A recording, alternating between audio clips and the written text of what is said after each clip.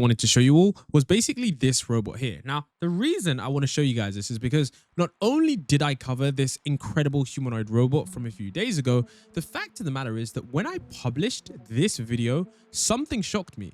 A lot of people in the comments, like a lot of you guys, didn't believe that this robot was real. Like a lot of people saw this robot, saw the demos, saw the trailer, and they were like, this is CGI.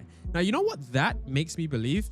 That actually makes me believe that AI, robotics, humanoid robots, that entire industry is moving so fast that even people who are in that area in terms of their interests and in terms of their hobbies, even they cannot literally believe what they are seeing. Now, of course, maybe it was just a demo that looks like CGI, or maybe it was just a poorly recorded video. But upon further evaluation, we actually did get more high quality videos that show us that incredibly, it isn't actually CGI. For example, in this video right here, you can actually see this humanoid robot walking around and looking extremely realistic. I think the problem here is the fact that a lot of the humanoid robots we've seen previously in earlier iterations essentially just don't look as good as this. And because of that, most people just can't believe that this thing currently exists. I know for one, when I did see the other engine AI robot and I did see this, I was really initially skeptical, not just due to the fact that I think technology is not advancing that quickly,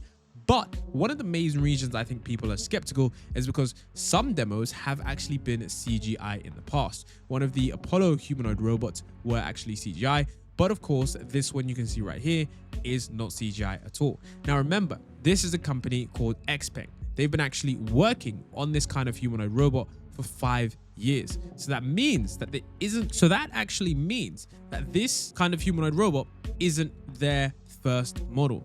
This actually means that what we're seeing is likely the work of several iterations. Remember, companies like Boston Dynamics have worked on their robots for many, many years, and they've shown us the updates time and time again. And this company decided to just show us one of their updates out of the blue, showing us that, look, as long as you work hard, you can make progress in robotics. And remember, it wasn't that long ago before these humanoid companies started doing work. Figure AI, they only started, I think, 2 years ago. Tesla's humanoid robot program, it only started in 2019. So when you actually think about how much time these companies have had to actually make their products, it hasn't actually been 10, 20 years. It's only been 3 to 5 years at max. So the rate of development we're seeing here from idea to inception is actually pretty good in the grand scheme of things. 2024 has seen high unemployment rates and even higher layoffs. And that's even if you have a well-paying job today. You could be jobless tomorrow.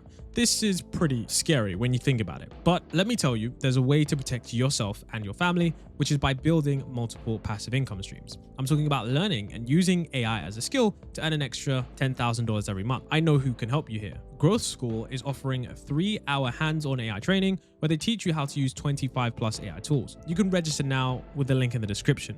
And trust me, this training is game-changing for people who want to grow in their career. And here's the best part, this is normally a paid training, but this is exclusively for free for the first 1,000 AI Grid viewers who join using the link below. Yes, for free, only for AI Grid viewers. People who register will also receive a free $500 bonus worth of extra resources. It covers everything from job hunting strategies and salary negotiation techniques to mastering Excel and creating content. This AI training isn't just for tech folk. Whether you're in finance, sales, marketing, HR, a student, or entrepreneur, this training is definitely for you. Growthschool has helped over 1 million people upskill across the globe, and this is your chance to join that top 1% in an AI first world. So click the link in the description and snag your free spot, and this is the only chance to learn those skills that will secure your future. And don't forget to join Growthschool's WhatsApp group for regular important updates. So then we got an update from the Nadia robot. Now, Nadia is a humanoid robot developed by the Institute for Human and Machine Cognition in collaboration with Boardwalk Robotics. It features a high power to weight ratio and 29 joints, providing exceptional mobility and a wide range of motion. Now, this robot is designed for tasks in complex environments, and she can actually perform dynamic activities like boxing and opening doors autonomously, which is the update that we got today. So this was one of the updates that I think is really cool, because for those of you, as like I said in the previous video, for those of you that think you can escape humanoid robots, they're teaching them to unlock doors now. So it's going to be pretty interesting with as to how they manage to do this, because I think in the future, humanoid robots are going to be a lot more advanced than a majority of people. And when I say that, think about it like this, okay? They are going to design these robots to have the fastest speed, the most agile hands, and the most degrees of freedom, rotations that you can't even imagine. And when you think about the average person doesn't even go to the gym. Now, I'm not saying it like I'm some, famed bodybuilder, but I'm just stating that we're basically going to build super athletic, super smart, super crazy beings that I think are really going to be interesting when we finally get a look at how this all manages to evolve in the next 20 years. Seems like opening doors will be the least of these robots' problems as they manage to develop a lot better. Next, we actually got some news from the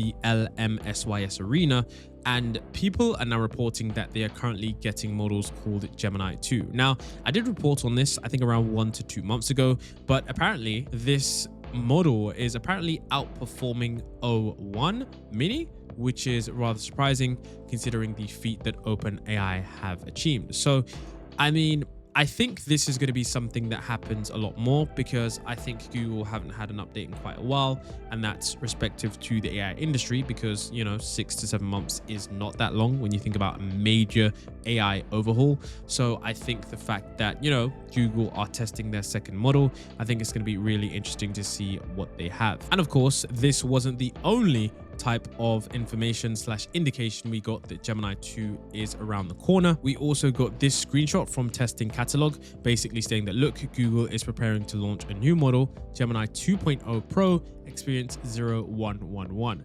That does seem like some internal name for their second iteration of the model. And this actually did get a lot of attention, and it seems like this user is able to get the experimental model. I personally don't have access to this, so if you do have Google Gemini and you want to test out, I don't know if this is genuinely number 2, as in they've released this just yet. Google haven't said anything yet, but this testing catalog page is definitely very, very reliable when it does come to AI news. So I wouldn't be surprised if this is real, but I will wonder how they're going to finalize the launch, because of course I think what they're doing right now is essentially just testing it out on users on a broader scale so that they can sort of fine-tune the responses and see, okay, this response was good, that response was bad, this response needed a little bit of tweaking, the model, it performs well in this area, performs bad in that area. And of course you can see it's just an experimental model, it's not an official Gemini 2 model. So I think it will be interesting to see what Google manages to do on those benchmarks and see how the AI industry reacts once it's able to do that. And if you do remember, it was recently that we also got Google's Gemini 1.5 Pro 002. So there is actually a lot of indication that we're moving towards further iterations of the Gemini model series. So I wouldn't be surprised if this model does come out fairly soon, or maybe some kind of iteration. Maybe it's Gemini Ultra, Gemini Advanced version 8. I don't know. I'm trying to name names, but I really can't name names. I'm just trying to say that, look, we're definitely entering that era where Google are showing us that they still have a lot of the secret sauce. And I would say, for those of you who find that maybe you have certain specific tasks that LLMs currently struggle with, do try and see if these models do manage to succeed, because I still currently use 3 different models. I use Google Gemini for a lot of anything that's related to YouTube. It just performs exceptionally well compared to models like Claude and ChatGPT. And I think it's simply based on where these models get their training data from. I don't think it's a surprise that Google models perform better on social media, considering the fact that it was largely trained on YouTube data, considering Google owns YouTube. Next, what we also got to see here was the Zoox RoboTaxi spotted for the first time ever in San Francisco. So I think this is a huge milestone, because one of the things that has been long discussed in the AI industry was the fact that, look, autonomous vehicles just simply aren't coming. There have been so many different articles, so many different people just simply hating on Elon Musk and stating that, look, every year you say next year, autonomous vehicles is just simply a fad and it's never going to be a reality. And in the last 6 months, we've seen Waymo reach 150,000 trips per week in, I think, San Francisco or somewhere in America, and that number is steadily rising. And now, for the first time ever, we see Zoox, which is an autonomous vehicle that currently is only testing for the employees of Amazon, but we can see that it's currently being tested in the real world. And I think this is going to shake up a lot of industries, because if travel is completely automated, then that frees up humans' time to do a lot of other things. And I do remember watching so many different TV shows where you could literally see characters in autonomous vehicles just doing different things, and it did seem so futuristic at the time, but now the future is literally here. So we can see here from this article from the San Francisco Chronicle, it says Amazon-owned autonomous vehicle maker Zoox is planning to offer rides in San Francisco after years of testing, but only to employees and in select locations to start. It says Zoox co-founder and CTO Jesse Levinson made the announcement on stage at the TechCrunch Disruption Conference in San Francisco on Wednesday, the outlet reported. And I think this is a major milestone because if not only Waymo are starting to get into the area where, of course, you have self-driving cars, I think it just shows us that these companies are finally starting to iron out all of the previous kinks that we thought we had with these cars. And then, of course, I mean, we can imagine what society looks like in 10 years. Of course, some people are still going to be driving, but you have to understand that this is a major piece of technology that literally saves people time. Imagine instead of driving to and from somewhere an hour every day, imagine you could use that hour to potentially get extra sleep. You could use it to study. You could use it to read a book or learn a new skill. I mean, honestly, the possibilities are endless, and it does sound crazy, but this is what technology acceleration feels like. So we also have this news, which I don't know how to say it. I mean, I think this one has the AI community divided. I think it's like 80-20. And this is the kind of news that I don't think is essentially positive news for most people, because the God's honest truth is that I'm not entirely clued up on, you know, the details, the specific details of what Palantir does or any specific wars going on at the moment. But what I will say is that it seems like these companies are embedding their technologies into the government for war. Now, it's not something that I want to cover too much because it's not exactly the best kind of news, but it does seem like this kind of technology would eventually be used by the US government at some time. So I don't see this as something that is surprising.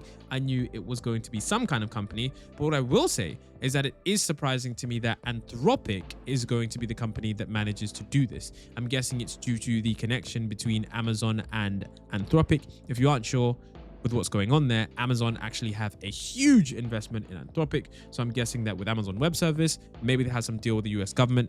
But overall, they're basically saying that they're going to be using Claude to summarize a lot of data and for a lot of different things like US defense and intelligence communities. And of course, I'm guessing that they're going to be developing some kind of models that are really secure that they can use without having their data compromised. Of course, security is going to be one of the main things that you need to focus on, especially when dealing with things like US defense. So I'm pretty sure they're going to be developing some kind of AI system that is off-grid that the US government can use and engage with. And I do remember that there was something like this with ChatGPT, although I can't remember the exact story right now, but I think that is the extent to what this is going to be. So one of the craziest statements I actually heard from the Sam Altman interview was this statement about what abundant intelligence and abundant energy will lead to. Now I saw a lot of people giving this statement on Twitter some flack because, of course, Sam Altman was talking about DYSON sphere, but essentially, in theory, what he's saying genuinely does make sense, although it does sound crazy right now. If you do get abundant intelligence and abundant energy, literally anything is possible. I think these are like the two key inputs to everything else that we want. There's a lot of other stuff, of course, that matters, but the unlock that would happen if we could just get truly abundant intelligence, truly abundant energy, what we'd be able to make happen in the world.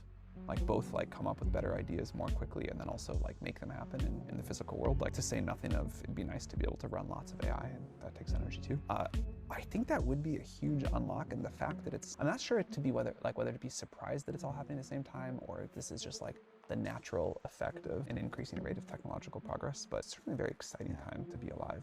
Solar plus storage is on a good enough trajectory that even if we don't get a big nuclear breakthrough, we would be like okay-ish. But for sure, it seems that driving the cost of energy down, the abundance of it up, has like very direct impact on quality of life. And eventually we'll solve every problem in physics. So we're gonna figure this out. It's just a question of when, and we deserve it.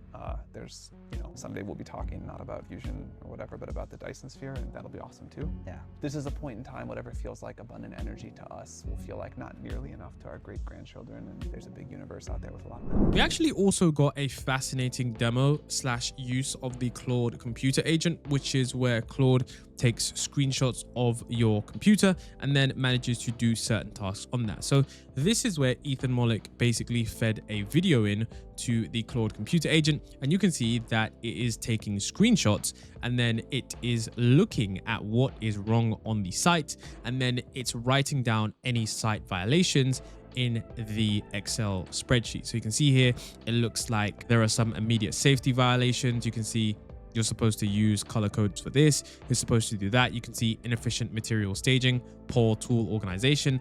And it's pretty crazy. Like, I don't know if you would say that this is dystopian, but having an AI agent look around at security cameras, maybe guys, we could even have a humanoid robot that is able to walk around certain sites, look around, screenshot the data, put it into an Excel table, and you literally sit back and relax as you have some kind of manager humanoid robot walk around construction sites and look at everything that is going right and everything that is going wrong and updating it all in real time to some kind of Excel table. And this is kind of the future, guys. Like, this is the kind of thing that we will see in the near future. And I think this kind of thing is, you know, sped up a little bit in the sense that a lot of the times the computer agent is quite slow. The responses from Claude 3.5 Sonnet do take a lot of time to get back and, you know, to execute one response to another response. And of course, for certain moves, it does take quite a while. But with all of that, I do think that it's going to be pretty crazy to see how this computer agent manages to evolve over time. So now I also wanted to show you guys this because this was going absolutely viral on social media.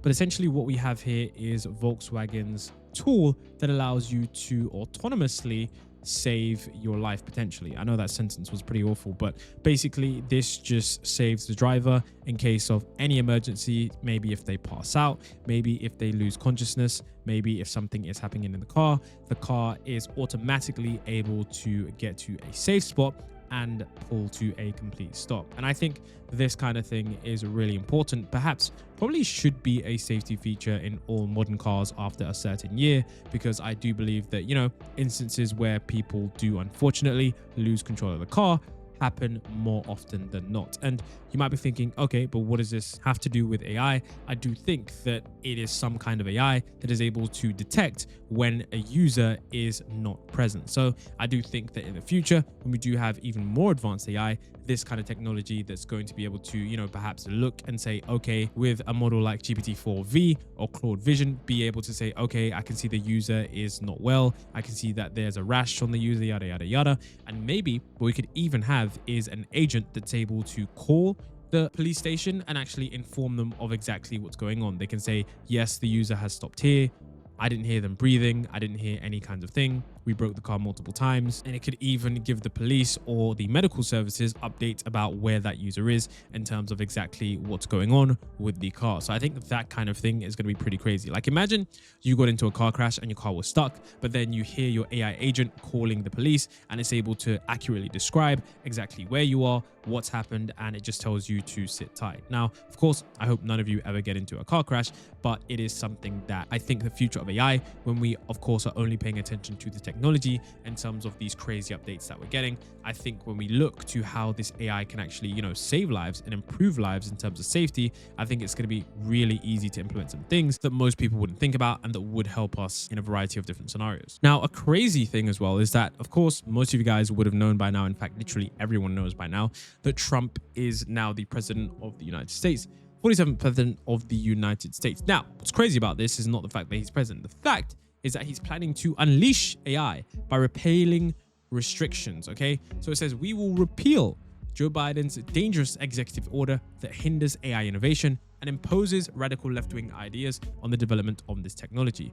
Now, I think you guys need to understand the implications for this. Basically, the executive order was something that I guess you could say slowed down AI progress. It was just, you know, a bit somewhat restrictive. So the fact that Trump is saying that, look, we're no longer doing this, we're taking this thing off. And for example, it even goes into how it says one lays out new requirements for how tech companies test and conduct risk assessments for their AI models, a practice known as red teaming. And under the Biden provision, companies developing large AI models are required to share all red team test results to the federal government for review, assessing things like how vulnerable the AIs are to being hacked. And this is something that is no longer going to be there. Now, Trump is basically saying that this is a radical left-wing idea.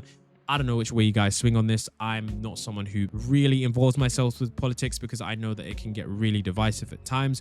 All I will say is that the changes that this now is going to have in terms of knock-on effects is the fact that, like, okay, companies are going to be moving a lot faster with how they develop these models, which means that if you thought the AI ecosystem was going to slow down, this shows us that, look, for the next 4 years, regulation is not going to be impacting these models at all, which does mean that boy, oh boy, things are going to be moving even quicker. Because one of the things that I genuinely did think was going to happen was that at some time there was going to be some kind of regulation. But now that, you know, it's pretty much all systems go, this just shows me that, okay, things are about to get really crazy, because if there are no regulations saying that, look, you don't need to red team, yada, yada, yada, basically just means that, look, these models are going to be deployed quicker than we initially expected. Now, Epoch AI have essentially produced one of the best benchmarks when it comes to frontier math. They basically have invented this new benchmark that is supposed to be resistant to future AI models. As you know, one of the things that Sam Altman recently said was they are going to probably accelerate all the benchmarks in 2025, which essentially means that these systems are getting so smart that we need new ways to test their intelligence. And this benchmark basically has current models at around 2 to 1%. So this frontier math benchmark is one that is going to really test the capabilities of these models. When I was doing a math PhD at Harvard, a recurring topic in the math lounge was artificial intelligence's progress in math. We'd see news about AI solving Olympiad problems and stories of experts in other fields misjudging how soon AI would beat the best humans. And inevitably, the question would arise, are we next? How long will it be before AI can research math better than us? Not all of us were concerned by AI acing math contests. Most of our work takes years. I'd hear everything from humans will be obsolete as researchers in the next 5 years to claims that AI won't grasp the complexity of modern math research within our lifetimes.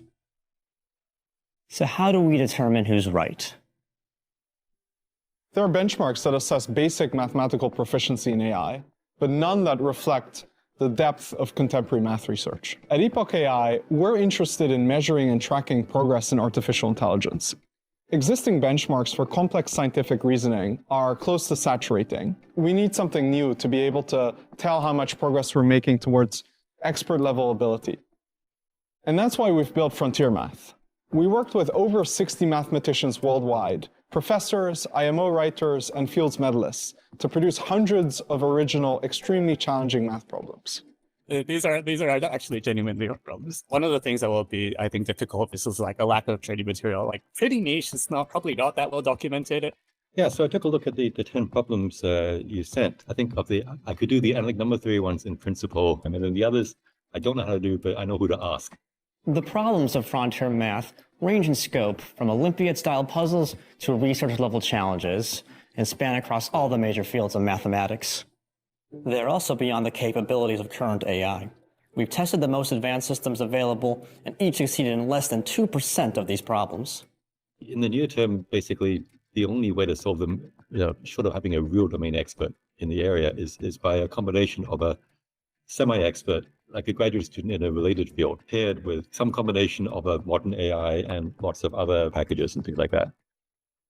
Although frontier math measures advanced mathematical reasoning, we use problems with closed-form answers like integers so they can be automatically verified without significant advances in the math libraries of proof assistants. This is a challenging design constraint for the mathematicians writing these problems, because research is almost entirely conveyed through proving theorems. An AI capable of solving this challenge will have a drastic effect on mathematics. As a mathematician, I am excited to see how AI systems will transform our field, not by replacing us, but by becoming a powerful collaborative tool that will expand what is possible in mathematics.